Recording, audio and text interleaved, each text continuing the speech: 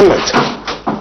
يمكن ادوار الفنان الكبير الراحل كمال ياسين في الدراما التلفزيونية ما اختلفتش كتير عن ادواره في السينما.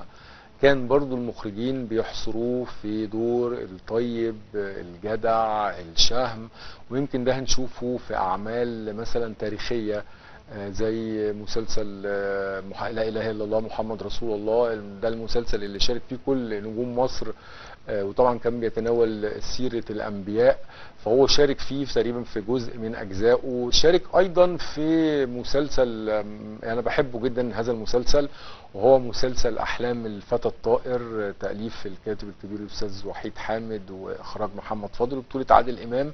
وكان عامل برضو دور شخص شهم نبيل كده برضو جدع بيشارك في احداث هذا المسلسل.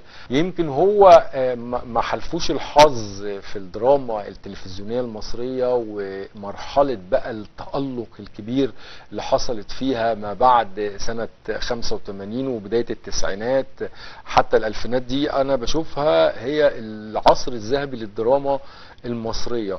هو ما لحقهاش لان هو توفى سنة 87، فممكن يعني عمل مسلسلين في الثمانينات، منهم اللي هو كان احلام الفتى الطائر زي ما ذكرت من شوية.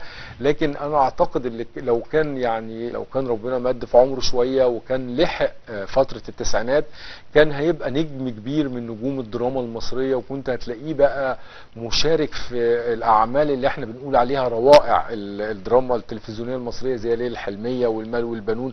اعتقد كان هيبقى ليه ادوار في هذه الاعمال، لان ملامحه واداؤه وشكله وطريقته في التمثيل كانت هتناسب جدا هذه الفترة اللي كان فيها العصر الذهبي للدراما المصرية.